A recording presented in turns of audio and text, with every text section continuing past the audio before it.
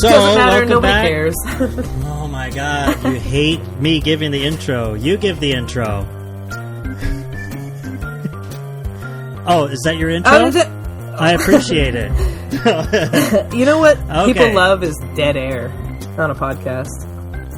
Yeah, that's one of the drops that I really want that I still haven't been able to get anything to work right. So, that's another one that will be on the list is Frank Reynolds just crunching with crackers in his mouth saying, dead air, when they decide to record a podcast together. Oh, man. Yeah. Yeah, so now that we already have 3 down... What's your intro? What? What's your intro? That was the intro. You Yikes. stepped all over it. Needs work. Needs less interruptions. No. But now that we have 3 of them down, how do you feel about joining the ranks of all your fellow white women doing podcasts? How do I feel about it? First, Yeah, or do you feel anything anymore? First things first. We don't just jump in, Doug. How's the fucking weather? How's the weather? Oh, I'm sorry. Wait, are we recording? No. Sorry, I was on the phone. What? Yeah. Oh, I thought this was the wrong number. How's the weather? Oh, if I'll go first. Well, today was just another hot day. It finally went back down into the 90s instead of being in the hundreds like it was for the past week. Actually, it might have hit 100 today. I don't know. But we finally had wind, like a breeze. Like, that's the thing. Around here, of course, you know, it's just incessantly windy. Mm-hmm. And dusty. Just whenever you don't want it to be, and it blows dust everywhere, and there's constantly just trash blowing around. Mm-hmm. Really, it says something really more windy. about where I live, but also the wind. Yeah, next, with the hills around. But that's one thing I hardly noticed when it just. It's like you can complain about it being so hot, but it's like, but it just really feels hot. Like, it'll be in the 90s, but damn, it feels hot. And it's like, oh yeah, we didn't have like a breeze for like a week. And it was just sweltering. And today it was in the 90s, but there was some wind blowing, and it was a little bit of a change of pace. It almost rained yesterday. Ooh. It was so hot outside, and it was gray and muggy. I thought it was going to rain, but I don't think it did. I didn't notice it rained. So yeah. So I thought I could get away with pissing on people and telling them it was raining, but Oof. But I'm no Republican. You catch my drift? I don't get how's it. the weather over there? Yeah. It was great. It was like 80 degrees today. It was kind of partly cloudy, but then the sun broke through in the afternoon. Saw Mount Rainier. Yada yada yada. It was a beautiful day. No, it was really nice. It's been some nice weather. We haven't had rain in a while. My front yard is very dry because there's no irrigation over here. You're not going to water your lawn using your house water, I mean, you're not, sure. I'm definitely not. Most people don't. A lot of lawns are dry around here because what a waste. Yeah. Imagine your water bill. But yeah.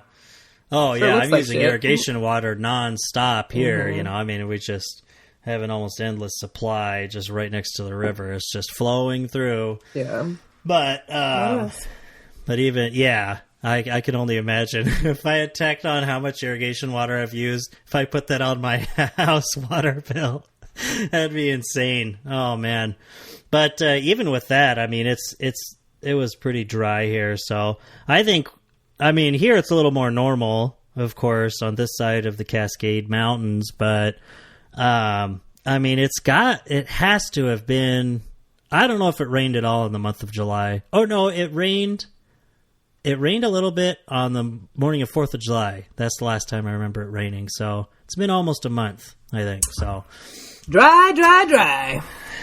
Yeah, dry as Ben Shapiro's wife's everything. Wit and sarcasm. Nice. So I think that all these other female podcasters are a lot funnier than me. But not all. You haven't listened to all of them. Oh, that's true. Who are you talking about? What female podcasters do you listen to? I just see them on other things. Like, there were those women that were on with Hassan. I forget their names. I don't really listen to a lot of podcasts. I just get recently. snippets of people. Yeah. And I've heard, one of my friends, she sent us a couple, but I don't remember what it's called. But anyways. So you're talking about podcasters that aren't a true crime podcast? Yeah, I'm talking about relationships. Oh, okay. Yeah, the only other side. genre, that women are allowed to compete in. No, I mean, even the few women that come across in my politics, anything that I listen to are always funny, of course, but that's like Amber Frost. And, you gotta be. You gotta be everything. They're funny, and they're way smarter than me, and much better on a microphone, and all of those things. It's almost like they do it for a living or something. It's weird. Like they're almost like professional at it. So I've been. Let me just change the subject. This is fucking boring. And let's talk about something interesting, like true crime. And then I play the little sound drop. It goes. I don't follow any true crime type of anything like that. It's never been interesting to me. Season 1 of Serial was really good, but no, I digress. I'm just joking. I was just trying to think. I mean, these past few weeks, it's easy for us to just sit down and we just start blabbing on and start recording. And then today, it's like I've had so much that I've wanted to talk about, and not because I think it's all that interesting, but because I just want to scream it out, because I need to talk about it. And then all it takes is just a few minutes of me just cursing at my equipment before we get on Discord together. What the fuck is this? We were talking about before recording how I had to get my stupid adapter from my phone to a headphone jack, and just the evils of capitalism incarnate in that. That's and that distracts me. As soon as I finally settle down, it's like, all right, let's go. Let's do this. It'll make me feel better. And then we sit down. I'm like, what do we do here again? I kind of forget. Why are we complaining when all we're doing is laughing? Yeah. Oh man, it's just you laugh to keep from dying. But that's not going to help. Sorry to break it to you. Yeah, I know. I stopped laughing. I don't know. I stopped laughing a couple weeks ago. I died almost immediately. But laughter's the best medicine. They've said it again and again. I'm a reverse weasel from Who Framed Roger Rabbit. You're gonna. If you don't, if you stop laughing, you're gonna die. Not laughing. That sounds like something Gene on Bob's Burgers would say. I was just watching that. Actually, yesterday. Here's interesting stuff that everyone wants to know. Yesterday, Sophia and I had hamburgers, and we watched Futurama. And then today we had What's your favorite? Hot dogs, and we watched Bob's Burgers. So I don't know what that means, if I lined things up incorrectly or what. Yeah. She loves Leela, of course, yeah. I don't know if she has a favorite. I mean, unless it's going to be Leela. I kind of pick and choose because some of them are a little much for a kid. For sure. It's a little more than The Simpsons. But last night, actually, we were scrolling through at bedtime. We had a sleepover night with the big TV. And I forget how it came up, but we decided to watch the series finale of Futurama. We watched Meanwhile, which she hadn't seen, and she was like, and at the very end too, she even said, she's like, "And Dad, my eyes are dry. I'm not crying, okay?" Yeah, that one. Like, it's a good episode. It is a good episode. Especially it to was cram really, into half an hour. Yeah, it was a good series finale. So, anyways, the evils of capitalism. Mm-hmm. Well, you know what was... You know what? Yeah, I mean, I'm just... it comes down to it. This platform is really just an opportunity for me to publicly just walk all over you in terms of conversation. I bring you on, I call you a co-host, and then I just interrupt nonstop, right? That's pretty much... So when I ask you... No, so it's like, yeah, I'm just trying to show everyone what life is like for the average American woman, even an empowered feminist such as yourself. So you're like, so take the floor, Natalie. So anyways, I was... Yeah. And you just keep it. You That's suck not what it. Let she me meant. explain Yeah. this. She yeah, didn't let mean me... that. Like, I view mansplaining as an overall net good for society. Because what would we do without men? But, I finally had something come to mind. I've been kind of stalling and trying to think of my roundabout I have a whole list reasoning. of podcast conversation starters that I write down just sentences with throughout my life. It's like I have in my notes, like I've always had ideas, and sometimes I'll just write things down that would like be a summary of all of these thoughts that I've had sort of bouncing around. Not a summary, but at least something to ignite my memory when I don't remember because Ignite as a catalyst for thought. Thank you. Yes, exactly. I was going to ask, I was like, so what, do you happen to know of anything that we both said, save it for the podcast? The only one I could remember is just more complaining about Democrats. Like, it really, really got to me with the Twitter feud between David Hogg and all of these... God. goddamn liberals. It was really disappointing, but what we can get there at some point pretty easily. We can get there right now. Yeah. So I mean, the Democrats. Luckily, you're not on Twitter. Unfortunately for me, I'm just constantly sucked into it. It literally, I mean, it seriously ruins my life. But there's so much good stuff and good conversation on Twitter as well. But of course, I follow David Hogg. So for people that don't follow, you follow Twitter, him like Marjorie Taylor Greene on follows Twitter. Him? Yeah, Twitter calls it a follow. I call it stalking physically in real life.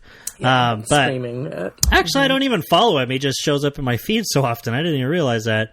But of course, David Hogg, the Parkland shooting survivor, who became a very vocal and young professional advocate for gun control legislation, and is just a great activist, especially just for a privileged white kid. You know, I mean, he's great, and he seems pretty smart. Some crazy young guy. Well, not anymore, because you know how long ago Parkland happened. Good Lord. What is he, like 21 then? I mean, he's it's the like, guy. geez, this kid joined Twitter 9 years ago. So, wow.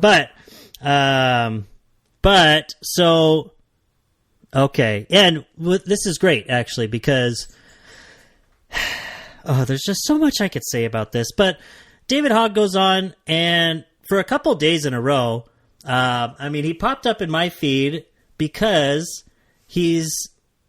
I actually have mutuals that are liking his stuff because he's fucking fed up with the Democrats right now. Mm-hmm. Just fed up. Like, just really, I mean, as soon as I saw it, I mean, it's just, wow, based. Totally based tweets.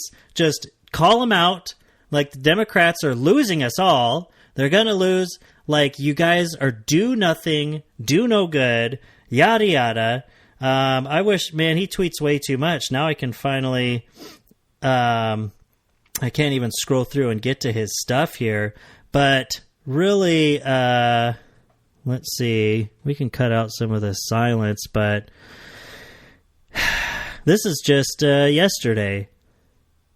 Okay, there's a couple yesterday. People shouldn't have to protest so they could go to a movie theater or school and come out alive. Nine unelected people shouldn't have a lifetime appointment to have essentially dictatorial power over us and our Constitution. Fuck the Supreme Court. I have faith in the American people. I do not have faith in our politicians at all. I really hope one day I could come back to this and say I'm wrong. Stuff like that. Just really, I mean, just this kind of doomerism, though, and it was really focused on Democrats before. I mean, a couple of days ago, and now it's just a little more generalized because the backlash was, I mean, I could predict some of it kind of, but it was astonishing still. Like him calling out the Democrats for what so many of the rest of us already know, already complain about, are already noticing, that they're not accomplishing anything. They're getting steamrolled by the GOP while they are the ones that control the House and the Senate, technically, and the executive branch. And we're all really frustrated, but I guess there really are actual people out there right now that are just unironically so happy with what Joe Biden has done.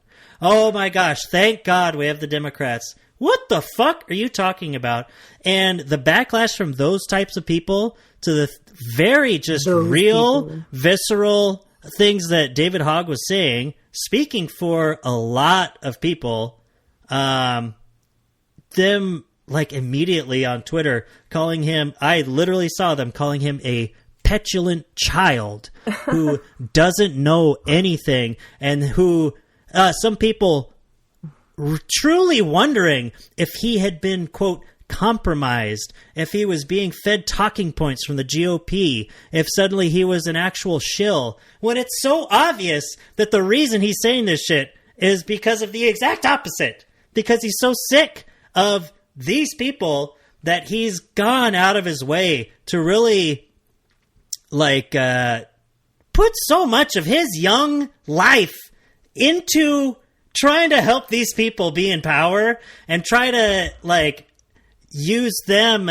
to move forward with things that obviously matter to him, like gun control legislation, and for to see the liberal version of the sick, dick-sucking, cult-like shit that you see on the GOP, those ones, it's almost worse. It's almost worse seeing worse. These weird because you're liberals. Supposed to know better. These other guys are fucking Nazis. Of course they don't know better. They're fucking retarded. These guys are idiots on the right. The people on the left were supposed to be the smart motherfuckers over here. And you can't just see that what he's saying is objectively true and a bunch of people agree with it all over the fucking world. All they want to do is pay lip service to this, and because it's all these fucking white people, these white liberals that don't want to change the status quo. Moderates, yes, because they're not on the left. Those same people would call Martin Luther King Jr. a petulant child for pretty much saying the exact fucking stuff. It's because they're white moderates, because they're just lip service only, because they aren't really believing this stuff, and that's why they act like that, because they're not true progressives. And it's this really knee-jerk, but it's that knee-jerk reaction. This isn't even I don't like to say it where not because it would be gatekeeping, but that style of, well, it's because you really don't truly, you're not on our side, or this and that. No, it's more progress. It's more just this. It's because the white moderate, these shit libs, whatever they are, the knee-jerk reaction of, hey, we don't stoop to their level. Hey, anything you do that's negative about the Democrats only helps the GOP. You see that talking point all the time. Fuck you. We already elected the Democrats. What the fuck are they going to do for us? Because all we've done is give and give to them. And then today, you hear the big breakdown that came out about how much fucking money the Democratic Party has poured into far-right GOP candidates and primaries. Because they think they can beat them? And then they're playing games. Even when it works, it's all you did was make more people vote for an insane right-wing nut job. platform a totally delusional white supremacist, mask off, like misogynist. Yeah, great job, guys. Oh, we'll be able to beat him. Cool, that the only person you can beat is a total fucking moron. What the fuck does that say about you? It's almost an admission of the fact that the only thing the Democrats have to go on is at least we're not those guys. Hey, could be worse. Hey, look how bad the GOP is. Hey, give us some fucking policies here. Give us some sort of backbone. Give us something. There's something. A school shooting. And you know what? We just keep interrupting each other. Oh, we're going to be so good at a podcast. No, it's totally. We're just so good at podcasting because we're good at letting each other talk. In a room together. I think we do pretty good. Yeah, everyone's like, I guess it's cool to listen to. You can't be involved in one of their conversations because... Yeah. Well, yeah, any of the listeners, I mean, you're not getting on the show, dude. Kelsey said she was listening to it and she was like, I feel like I'm talking to you. Like, I'm listening to it, so I feel like I'm talking to you. And I was like, yeah, that's pretty much how a conversation with me goes, where you just get to listen. You just get talked at. It's like I'm talking to you. It's not reciprocal. Because my experiences of having conversation with you is pretty much the same as listening to you monologue on a podcast. Yeah, exactly. Like, it's funny because it's true, sort of. But, we're at the point now where Democrats, this party of compassion and progress and civil rights and all this blah, blah, blah, blah, blah, tree hugging, yeah, right, if only. Like, all of this stuff about caring and compassion. There's a young man who was in school during a school shooting. Friends were victims of this shooting. He's a school shooting survivor. Okay, let's start with that. Just that sentence. Yeah. David Hogg is a school shooting survivor. To get to the point where... He watched his friend die. Mm-hmm. Yeah, he has had a lot of media scrutiny for him speaking out about not wanting his friends to get murdered. And that's the reality of it. Like, that's where we're at. The level of discourse where someone who watched friends get murdered out there at school, not just anywhere. They were at school. He wasn't in the military. He was at a high school. They're dead. People have died since then. A lot of children at elementary schools, totally slaughtered to the point of beyond recognition. Children just totally blown to bits, and because of lack of gun control. Because that's what it shows all over the world. The more fucking guns you have, So we're at the point where this person, with this happening all around us, is called a petulant child for being sick of the way things are. After he survived a school shooting, after we've seen school shootings in elementary schools, after we've seen rights rolled back for people, he's called a petulant child for complaining about that. That's like saying people during the French Revolution, oh, you peasants are just being petulant. You're like against these 9 motherfuckers that make all the decisions. How is that any fucking different than like a monarchy? Like, how is that different? There's so few people that we have no say in, really. Like, you want to say, Donald Trump and George W. Bush getting to choose these Supreme Court justices when they didn't even have popular support within the country. How is that representative? Oh, I just sent you that video. And we don't live in a we don't live in a democracy. It's not representative at all of the people. Yeah, and the further, you know what, even Mr. Moderate himself, Barack Obama, in his farewell address, you gotta take that shit seriously when it comes to democracy. It was very... presidents have said similar things before, but his was very focused and strongly worded just about the need to safeguard democracy at all. It's we hardly have enough as it is, and it's without vigilance, it will go away. And democracy dies in darkness. Why That's can't we have that on our side? In this dumb team sport that is political battles in the United States, why isn't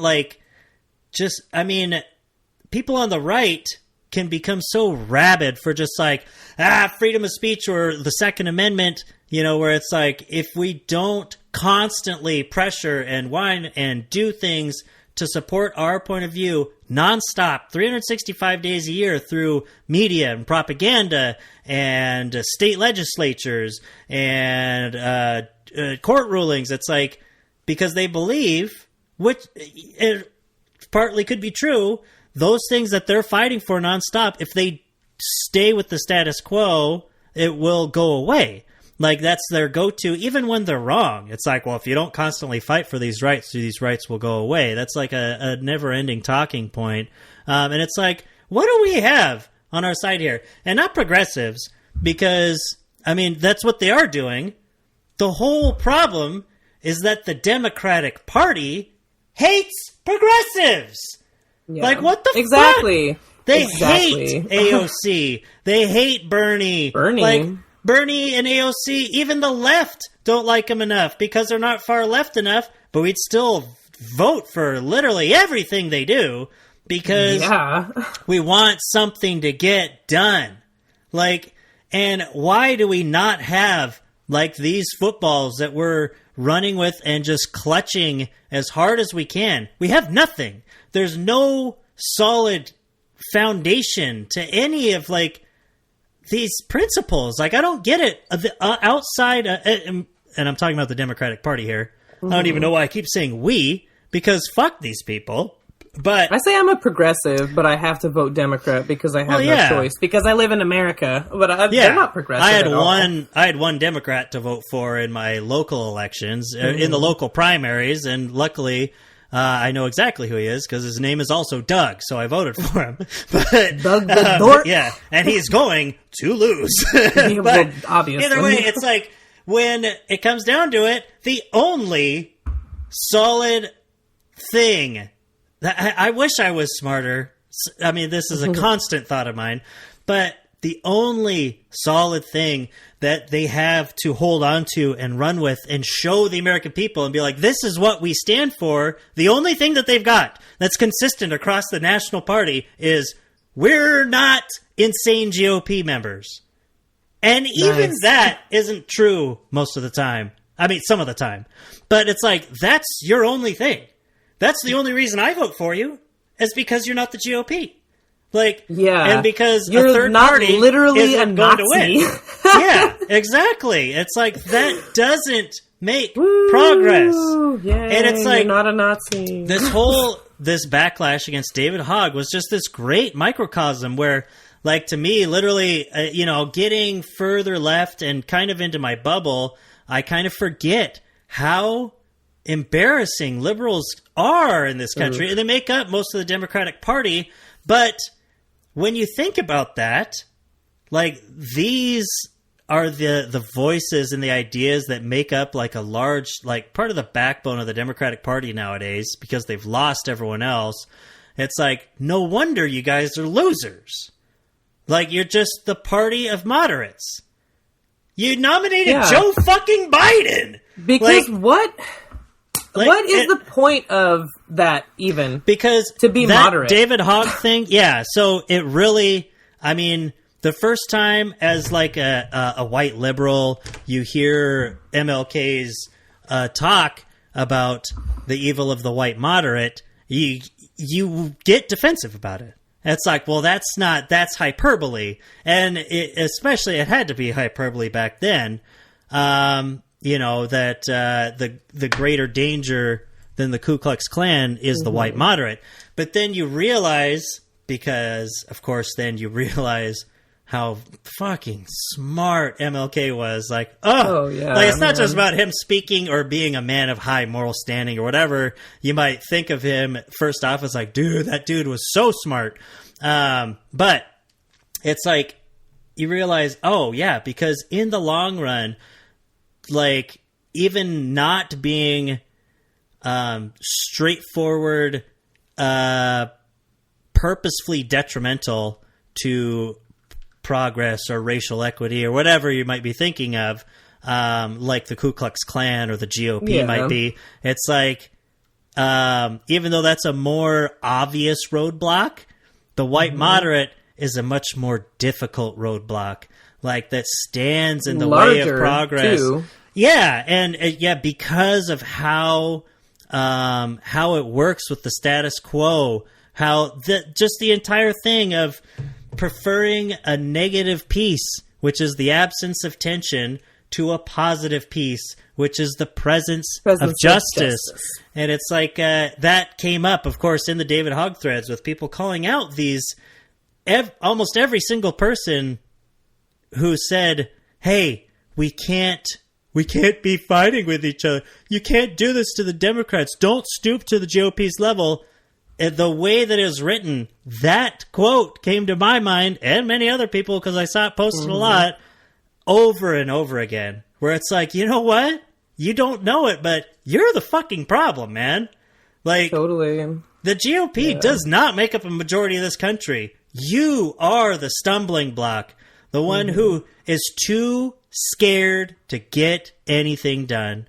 Too scared. You're so scared that you want to compromise with Nazis. You're willing to try to compromise with people who think the extermination of other races is potentially a good thing. You are willing to compromise with these people because of the uncomfortable nature that is growth and self-reflection and social consciousness and evolution and all these uncomfortable truths that we have to come, because that's something I've been thinking about the 90s, about how things can look bad in retrospect, but how positive it was. Like, people were, it was a lot of history.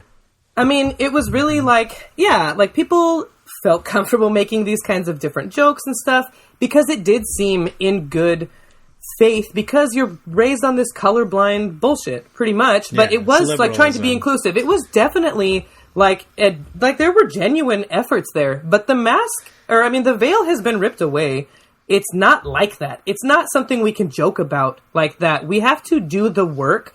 So then maybe eventually things can there can be racial equality and stuff, but you never did the work. You wanted to sweep it under the rug because it's way too uncomfortable to come to terms with the fact of enslaving an entire population based on race, and then putting up, to come to terms with American history. It's a lot because it's really bad. To even acknowledge that work has to be done, let alone starting the work.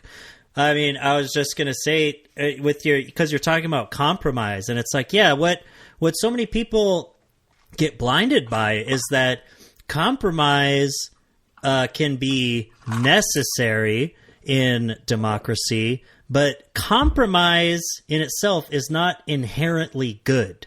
There's nothing good or bad morally about compromise. That's like an old... That's like the old Bible story. Isn't it like King Solomon or something cutting the baby in half? Like, Tom Robbins has a really great I forgot. But I'm not a big Old Testament guy. I'm more of a JC fan. My big DJC. Yeah, big DJC. Jesus Christ. No. But compromise. It's like, I've had, and this was months ago, before the Democrats continued doing nothing, and before Roe versus Wade got overturned, and talking to a good friend, right in that demographic, older, you know who it is. But come on, say it with me. No, I'm not going to call people out on a podcast that reaches millions of people. I know. But fantastic person. But when it comes down to it, it's like, you can't be happy. Hold on. Okay. Sorry. There's blasting music right outside my garage or something. I don't know. I was wondering. I don't think it'll get picked up on the mic, but yeah, just and really, it was really good conversation, but kind of heated with, where I'm like, it comes down to it.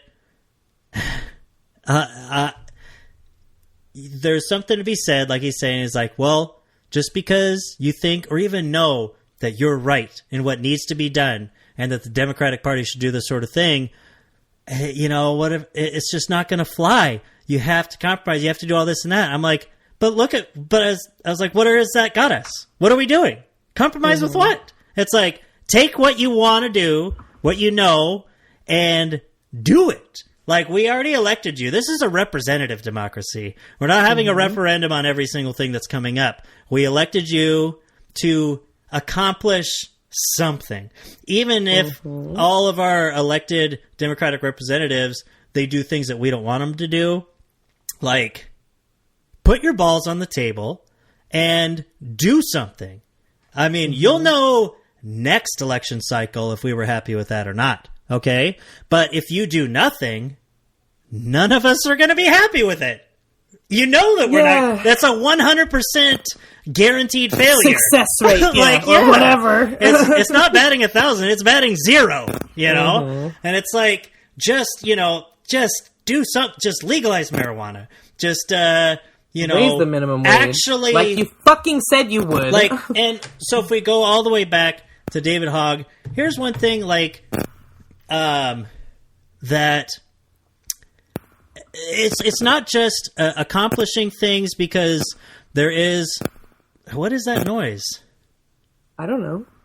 Oh, it's like your connection or mine. I don't know. It's really bad. I can't hear anything. Okay, good. No, I think I've gone deaf. I can't hear anything. Yeah, in general. Well, I hope it's not mine. But so it's like there's something to be said for striking this balance between, doing what you think needs to be done and doing what's politically viable. But you know what? It's like the Democrats haven't been doing either. They haven't been playing politics. Like, they get to sit and they keep trying to have it both ways. I don't know how to approach this, but I know you agree with me. So it's like, yes. It's like, you're not playing politics right because you still don't get the optics that you're wanting because you're not accomplishing anything, and anything you do accomplish has been watered down so badly because of how badly you're doing at the game of politics. Like, you can't get your guys on the same page. The GOP's running the country even though they don't have control of anything. Democrats are just constantly getting wedgies and getting swirlies. They're and getting stuff. stuffed into lockers by complete morons like Ted Cruz. Gates. Matt Gates. Like, Lauren Boebert, come on, is in charge now. Like, what are you doing? But it's like, so the only way that you're going to be able to at least attempt to play the whole politics game in terms of like getting across to the American people that, oh, we did this, or even at the very least getting out there and just repeating over and over again, hey, this GOP guy, it's like straight up, he's a scumbag, he's a liar, and he's lying to you. They won't do that. I don't know why. It would literally only be a net benefit for them because they're right. And because it shows that they're actually willing to go on the attack and try to do something. All of the optics, the politics, all of it is wrong. Because going back to David Hogg, which is what I was trying to do originally, someone had brought up, they're like, well, what about the gun control bill that just got passed? And for one thing, the Senate still hadn't passed it yet, of course. So all of us were like, who fucking cares? Like, they pass stuff all the time. But you know what? They just did it. And they did pass it. And it got signed by Biden. Did you know this? I didn't know this until there's a huge... Great branding, guys. Yeah. It's like, why? How do I not know this immediately? I mean, maybe you're embarrassed because it's another watered-down piece of shit bill, but you did something. And it does something. It's not what they wanted. Because it's not nothing. Because they compromised. So it's going to do something. But they passed comprehensive gun control legislation. This happened like a week ago. And I was like, what? And only by looking it up, you're like, oh yeah, I mean, there's stories right here. But how was that not blasted in my face? Especially, why are the Democrats sending me emails about that shit? I was going to say, especially as someone who... they just immediately started texting me when Roe versus Wade got overturned, even though I've given them like $50 over the course of my life, you know? Because that comes back to exactly your point.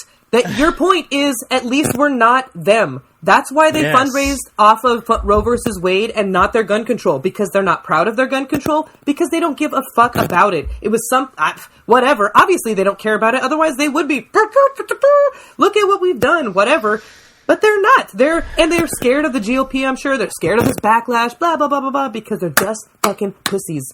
And you know what, though? I can say, you know what I'm glad for? I'm glad for their bad approval rate, because that means that Democrats, actually, a lot of us have some sort of like baseline what we're willing to accept. True. And this is not good enough. Where like the GOP, Trump got more popular and like all this kind of stuff. At least people on the left are like, yeah, we also fucking hate you because you're doing a bad job. Like, just because you're our guy doesn't mean that you're infallible.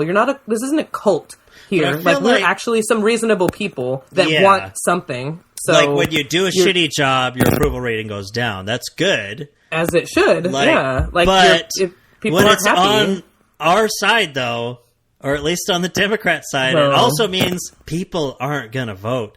Like, I would think, and actually, you know what? It's like they have a unique opportunity here because they could just turn the whole thing over and it wouldn't be a scandal. Joe Biden did the right thing by going into his term saying, I'm not going to do 2 terms. I'm too old. Like, they have the chance to just say, well, with all this stuff that we fucked up, but we've got whoever, you know, Pete Buttigieg and Stacey Abrams or whatever, like, whatever it might be, if we've got the low approval rating because they're making the wrong choices and doing the wrong things, that's one thing. Then other Democrats, while we're all still engaged politically, you know, the other Democrats can say, hey, this is what we're going to do different. This is what we're doing moving forward. Look at what we just did the past 4 years. We can improve. Like, and keep people actually wanting to go to the polls. But when your approval rating is going down because we feel like you're completely helpless, when we feel like we're helpless, like literally the only people that are courting those who feel helpless, like politics aren't doing anything for me. You know who directly courts you is the GOP, is far right things. Like, I mean, you know, fascism comes about because of that. Because of these people feeling left out. Yeah. And you can, I mean, anything, fascism, and since we're talking about political movements, but that's how people go down like the alt-right pipeline or Gamergate. Like online cults and radical political ideologies because you felt rudderless and without a friend in the water to or help attacked you, and someone comes and says, you know what, you're right, and you know why you're there? It's because everyone hates you, so come with us because we're going to stick it to them, you know. And it's like the Democrats have been getting the issues, the news cycle, the economy, everything handed to them on a silver fucking platter every year, every election, and they just kick themselves in the balls every time. And it's like, and it's, you know what? And it isn't. It's their corporate donors kicking them in the balls and be like, all right, quiet down. All right, we got control and of this. then being like, let me pull my pants down for you so you can get a better shot. Yeah. Oh, yeah. Well, will you donate $2,500 more if I spread it a little bit for you? Yeah. What if I wink at you? I've been a bad widow boy. Yeah. Like you're facing the other way. Oh, I'm still going to wink at you. Yeah. Yeah.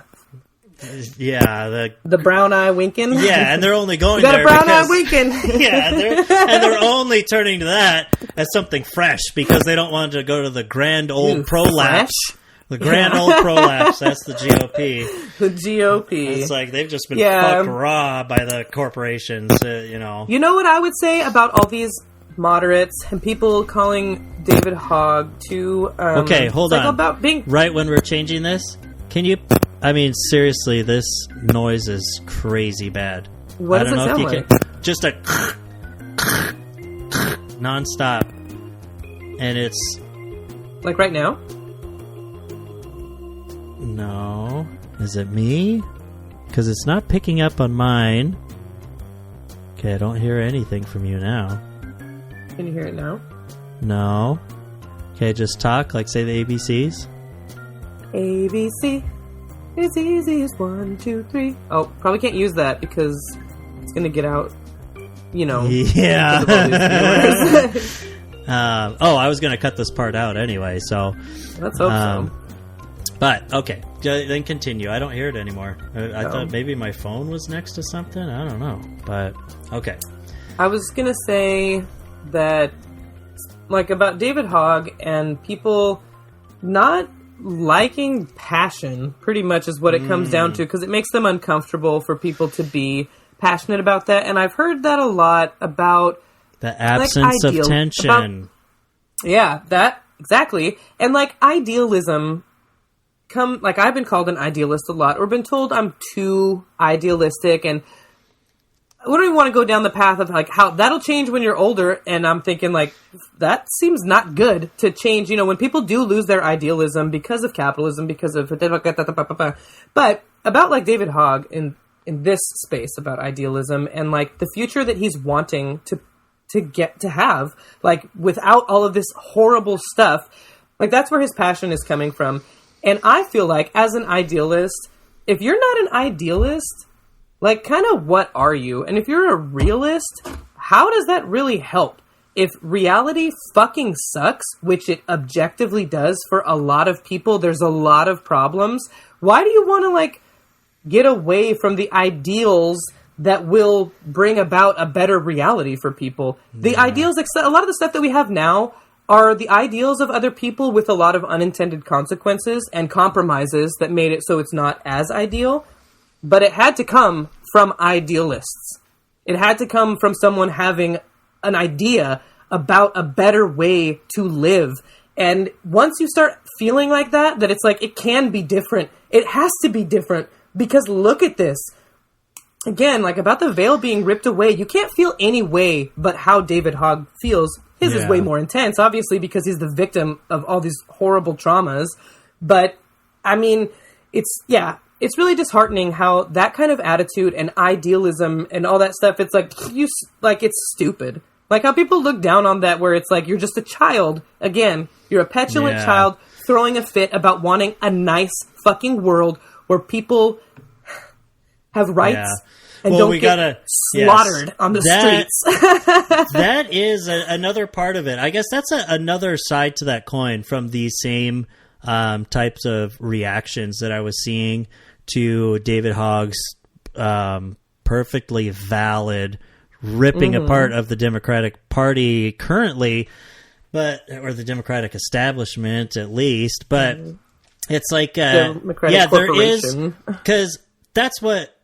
Maybe that's why I'm just twice as mad, because I think both reasons to react in that way are wrong. It's like the reasoning where it's more this political look, where it's like, this isn't how we move forward, we got to do this, you're tearing down the Democrats, blah, blah, blah, blah, blah, instead of looking back and be like, oh God, why is this major figure who's emblematic of a huge section of someone, of a group we should be courting, of these young, passionate people. Why are they so mad? And instead, they're just doing the completely politically unviable reaction to it. But also what you're saying, just this general reaction in terms of like, how you view life. Like, why are you even on this side?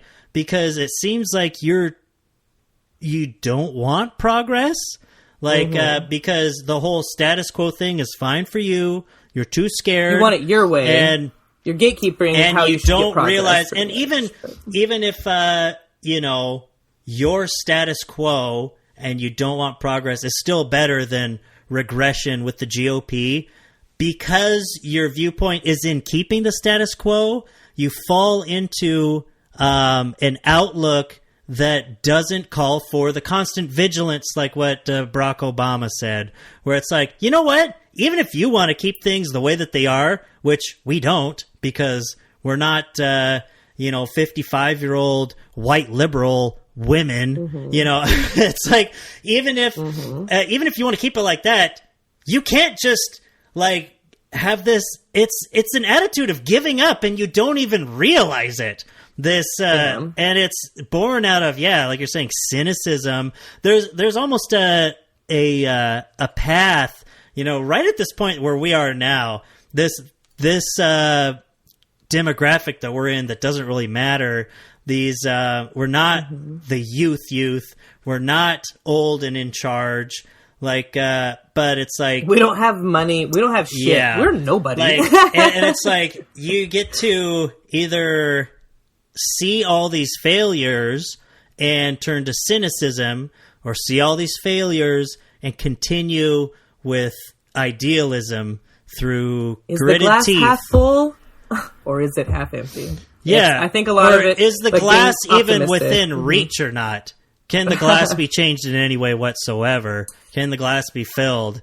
Is there more water to fill it? Yeah, like, cynicism is a real, like, it's easy to throw the terms around and, like, these abstract concepts, but, like, I really like being able to point to an actual, like, an example of how it plays out in real life, like with David Hogg, like how cynicism actually affects, like, you can see the effect. This is a good example of, like, that we're to the point, again, where this is a young person, like, begging for something to happen so he doesn't live in a dystopian nightmare where his friends are literally getting gunned down next to him. Mm-hmm. And the attitude is like, how does this look for politics? How does blah, blah, blah? He should have said it differently. Da-da-da. Instead of seeing a young boy screaming, begging like a child, like, I want to hold him and, like, be like, it's gonna be okay. Oh my God. Like, we can fix this. Like, it makes me want to, like, why don't these people have no compassion? It's no, like, you're not seeing him. They're not seeing him they're seeing him as an enemy when he is something an ideal politician. He's someone who gives an actual fuck and has passion for it. And they should be like, yes, this is what we need. And, like, but the Dems hate passionate politicians. Exactly, because Nancy Pelosi would get voted out because it's not about that. Because they're the Democratic Corporation, Democratic National Corporation. All this, like, it's about money, and that comes back to what this entire podcast is about, and about fuck capitalism, because it legitimately gets in the way of us doing the right thing and caring about other people, caring about young kids who have PTSD from watching their friends get slaughtered. I mean, it's like, and there is no other way to put that. Yeah, and how bad we are in this state of late-stage capitalism in America with, like, the fact that, like, I'm not the smartest guy. Like I said, I'm an economist, so I can't be that smart. But, like, my pretty radical views, like, are not radical. Like, the fact that it's like, I think huge solutions, like, that are structural changes to our country, like, I mean, like, a base, like, universal healthcare and stuff, but, like, in terms of keeping our democracy, and having publicly funded elections, like, completely pulling money out of politics, like, the fact that is radical for America, I think that's what Canada is sad. Does. Like, it's really bad. I mean, we all know that we're not well represented.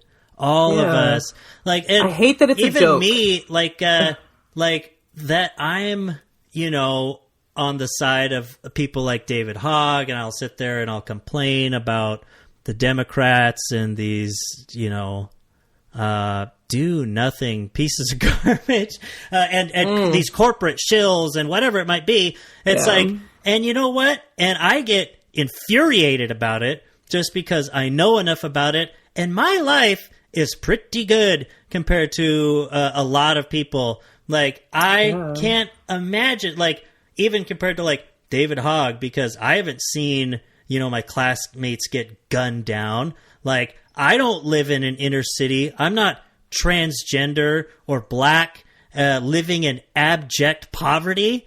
Like, I've lucked into a lot of things. In West Virginia. And it's still, I mean, not only does it still suck for me, like, it could be way worse, and still, I'm still infuriated with what's going on, because it could be so much better for all of us. It's just an absolute fact. God. I mean, even without courting the GOP, which has been like this failed strategy for Democrats over and over again. Like, I was thinking today, as a side note, I've been talking a lot this podcast. I'm sorry, but sorry. I was thinking today, even, where it's like, you know, like they have. I mean, part of the problem is how much money these people have, right? I mean, the Democratic Party in general and stuff. But you know, what they spend their money on, where I'm just like, or it just in terms of consulting, like every person that's working on political strategy and platforms and all this stuff, like every one of these people has to have like a degree, right? Like, who the fuck are these people? Like, why do I feel like just having my life experience, you know, and like slightly above average intelligence or just education, why do I feel like a lot of these people must just be like wrong? Like, the Democrats should be steamrolling every election in America almost. Like, Vosh was saying it, at least, I don't know if it was today or whatever, but he was just like, you know, if they actually got off their ass and really tried to get to the people that agree with them, if you look at pure issues and don't say anything about Democrats or Republicans or anything, and, you know, and how the American people feel about it, even broken down into different states, he's like, if it actually represented, if the Democrats actually did what the people want and actually represented what the American people want, there'd probably be like 14 red states. Like, it'd be nothing. Like, I mean, sure, there's people out there, and even without trying to court these people, if they were actually doing the things that we want, like, it wouldn't... The GOP wouldn't exist. Yeah, well, I mean, it wouldn't be an attack on most of these people, like the GOP makes it seem. Even, I mean, conservative, Christian, rural people would still... Their life wouldn't change for the worse if, you know, the Democrats could really, truly get, you know, gun control and climate change legislation and universal health care and...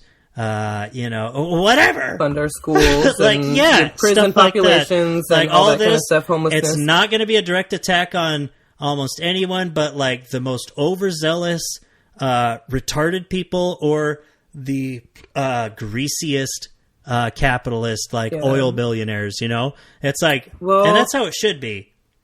But I think the problem is that... Like, don't try to court them. Just do the right thing, and it'll be good for them. Yeah, don't worry about it. Exactly. Because in order to try to court them, they would have to actually, like, know stuff. And, like, so people are really misinformed in America. Like, I'm getting ballot things, or, like, you know, in the mail, and, like, they're not... explaining any sort of policy at all. Like, it's just like this liberal agenda. I get those here where, you know, people are running for office and whatever. So people really have just like a basic, no, not a basic understanding. They don't have an understanding of what is actually going on.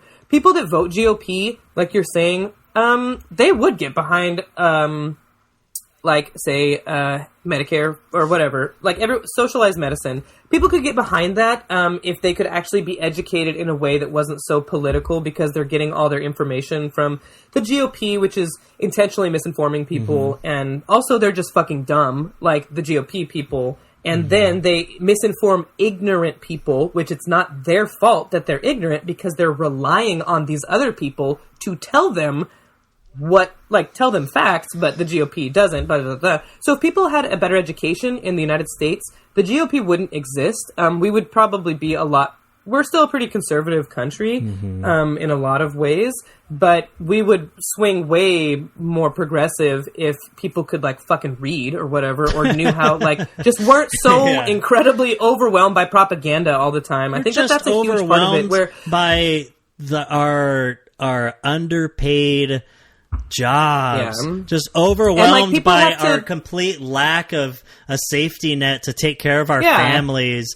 And if that's the what Democrats turns people, actually gave them the safety nets for that and just did it regardless, then the GOP would be totally meaningless, because what would they have to fight against? Oh, these liberals want to give you healthcare or whatever. It would already be done. And what are they going to be? Where would their platform be when people's lives are a lot better, especially once you start investing in schools and communities and you start seeing the results of this and people actually start becoming more educated? They have no role in an educated population. That's why propaganda they works. Just wouldn't exist. That's why I know. And that's why they just have to do something, so then people can start freeing up their stressful part of their mind, thinking about they're not going to be able to pay their bills because they broke their leg on some pothole that the city didn't fucking fix. You know what I mean?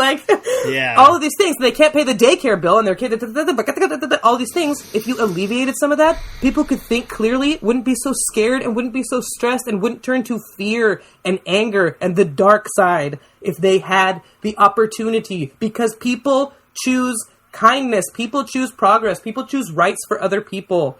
It's just true. That's why we don't live in ancient Egypt anymore. That's why things have progressed, because that's what people do. And that's why, let's say it with me, that's why conservatism is stupid and it never works. It's just why not progress? There's a campaign slogan right there. Why not progress? Why not progress? It's what, Trump did it. Where he's just what do you got to lose?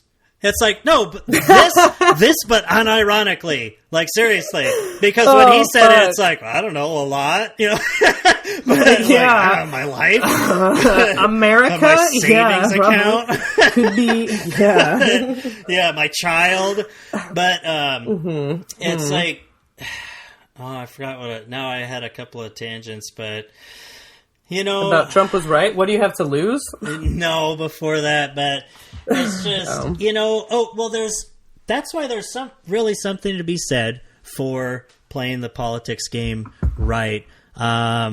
Just stopping short of the idealism and getting to pragmatism with, let's take the American electorate as it is right now. They're dumb, okay? Dumb. But I think this is called a Saul Goodman approach. Yeah, there's a good way to approach politics. Well, who wins cases? I know. Saul Goodman. Exactly. So, who gets shit done? The GOP. You know what? And so just accept that fact and look at how popular someone like Bernie was across the spectrum, because despite propaganda against him. Because before he was an even more serious contender in the Democratic Party, just the independents and people who ended up voting for Trump, because there were a lot of them, and a lot of these people that think that they're left wing or say that they are, and they're not even close. They're reactionaries. But it's because outside of these actual policy issues and actual facts and your agendas and stuff like that, like you said, a lot of people are going to be fed propaganda about it, or they're going to be misinformed purposefully, or just through ignorance, or they just don't have the fucking time for this bullshit. I'm not going to read a climate change bill, or something like that. I work at Amazon, someone like Bernie was a lot more like Trump, in that you take that and you just speak to these people. You can be more simple with it. As long as you have the confidence that you actually have the solution to these issues, actually reaching people and saying, hey, your life sucks, doesn't it? Because people will be like, yeah, it does. It's this has got to stop. We're going to stop it for you. Your life sucks, and we're going to make it better. Stupid stuff like that. If you can convincingly tell people that you're actually, quote, working against the establishment, or anything that draining the swamp, Like, that speaks to people because they know that the status quo, whatever's going on now, ain't good because my life is dog shit. All right? So it's like... Because I watch the news, I can see that it's not good. Even if I don't watch the news, I always wonder, like, in other countries, is it as easy of a go-to... Well, probably like England or something, but as easy as just a go-to accepted thing that, like, well, yeah, all of our legislators, leaders, and rulers suck. Like, no one will disagree with you. And it's like, well, I mean... That's not just comedy. Like that means something New is Zealand, going wrong. I don't think. Like, I think other countries trust their government more. Didn't you guys vote for them? Like, what? Like, what are you talking about? Because I had to. Yeah, it's like... Yeah, it's pretty embarrassing, the state of our political discourse. That's what I think. It's like... There's a drop... Not as even good as the YouTube comments sometimes. There's a drop that I need is from that great... Simpsons episode, Bart gets an elephant, where they go to they threaten to replace the morning zoo news radio guys, with just the Radio Bot 5000 or whatever, where it's like, oh yeah, and it's like they just press a button on it and it's like, looks like those clowns in Congress have done it again. What a bunch of clowns. And the one radio guy's like, wow, how does it keep up with the news like that? It's like, exactly. I know. That was 1996.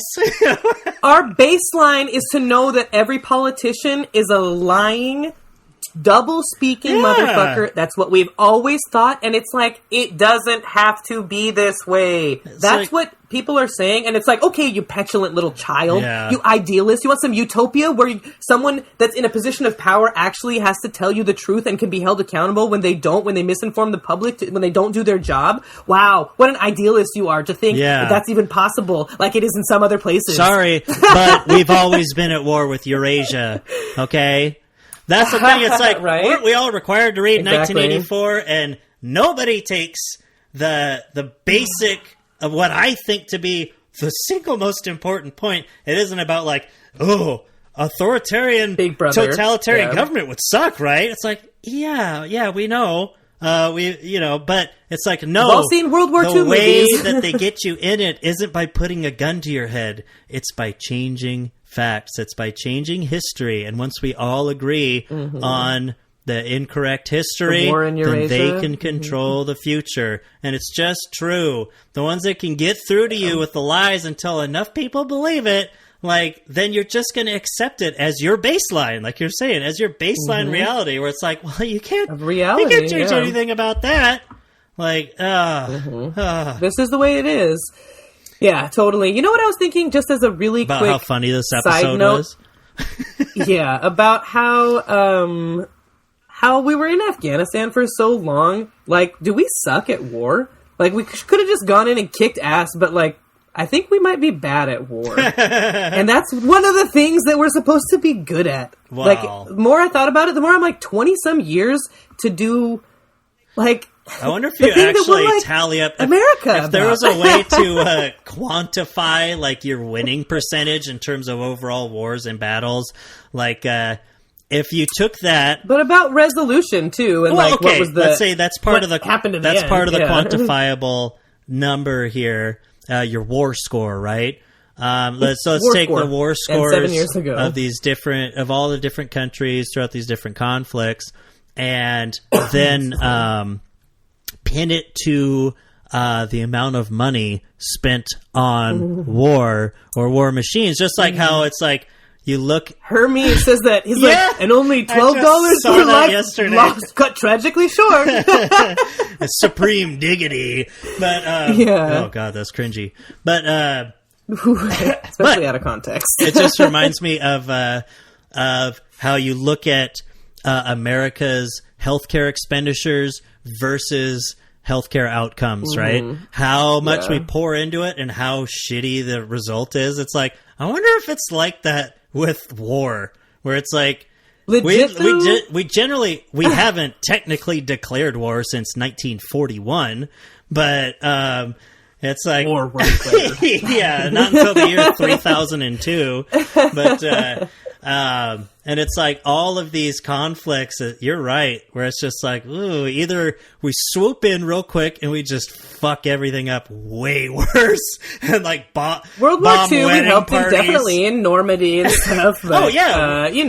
Yeah, sure. Because we had like an absolute fucking machine. We had capitalism to the max for good, where it's like maximalism. Like we got on the same page. We were fighting fascism, and we turned our industrial machine and our millions of young men and just set them loose on the world to help the USSR beat Nazi Germany.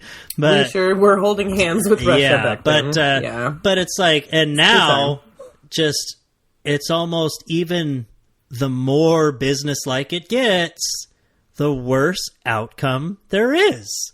It's just like that's the thing I was thinking about privatizing the postal service. It's like we've already privatized the military. Look at what a shit show that is. What a shit show! And you know what's disgusting about that is like that's war we're talking about. That you've privatized and capitalized on the thing that everyone pretty much agrees with. It ain't good for nothing. Well, say it again. We do the same with like disease. It's like our healthcare system, our system of defense and war. Like those are things that are like number one priority. What is it? Why are markets in any way controlling this? Because it's I don't know if it's an inelastic market, inelastic demand, where it's generally the demand is, you're the economist. Is zero. No. It's like, go just ask anyone on the street, hey, do you want to go to war? And be like, no. But, do you want a disease? Yeah. What, monkeypox? Yeah. Hey, do you want me to cut your foot off right now with no anesthesia? I mean, it is America, so you will get a certain percent of the population that will say yes. It's not like an absolute zero, but it is chance, not Yeah, just like how there's lots of people because of propaganda, so be like, "Fuck yeah, I'll go to war right now." What kind of brown people am I killing? If you don't stand behind the troops, feel free to stand in front of them. I had a guy come into work today. Totally unrelated, but his shirt just in capital letters, just right across his t-shirt said, make eating ass legal. That's what it said. And I was like, you're like, I mean, today's your lucky day because it's not illegal. You kind of scared me, thinking that I was doing something wrong here. But I mean, I'm a stickler for the rules. But unless you just let me bend over and I'll show you. Yeah, I'm a real stinkler. Nice. One in the stinkler. And back to the brown eye. Yeah. Give me a little wink. Yeah, just wink at me once for yes, twice for please. So I think we're running to the end here, but before we go, I want to ask you, how's your terror cell? I was hoping we'd be able to get past that without talking about it. I heard there was maybe some issues going on. I don't know if you're open to talking or discussing that. I know they kind of embarrassed you. Oh man, with your bare back butt balls. Well, I've had all this talk about ass eating and winking your brown eye and stuff for a reason. It's been on the mind. That's kind of why. I know that's kind of why I wanted to bring it up. And it's like it seemed Freudian slip. I mean, have you ever been to jail before? I have not. Okay, well, I'll just leave it at that. Yeah. You know what? I'll just say jailhouse rules. Improv would be really easy, is all I know, because I could not think of anything funny right there to say. But and that's what it comes down to. You know what's terrible? Improv would be so with easy. Capitalism and the worship of our, the warship or the worship. Shut the fuck up. Shut up.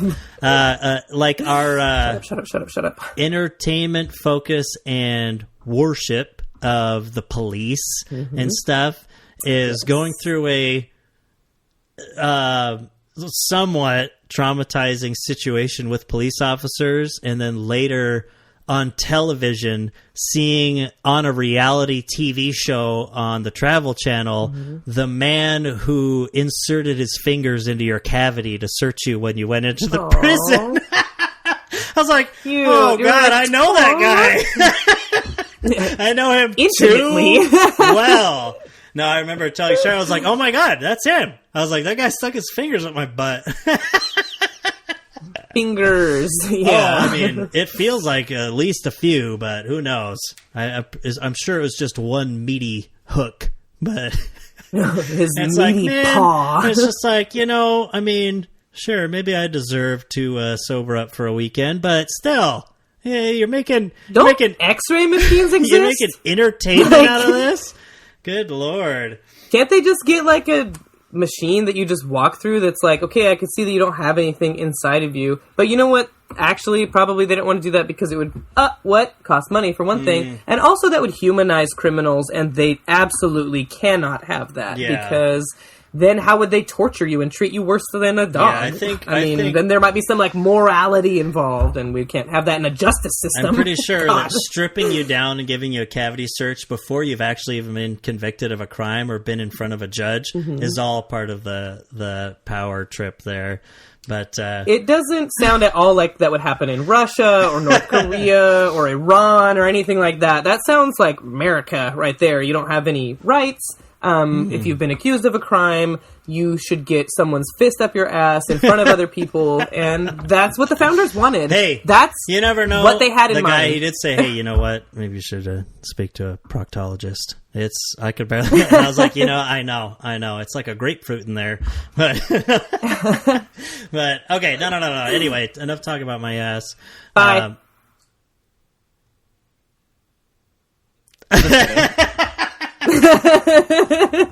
Okay, well, shout out to RM Brown. That's the other thing I wanted to talk about was Benny's Uber cars. Benny's absolutely mishandling his debunking of Karl Marx, but we could get back to being I had to finish that video. Illiterate theory nerds next week or something, because it drove me crazy. I love Ben Shapiro so much. I hope everyone knows that.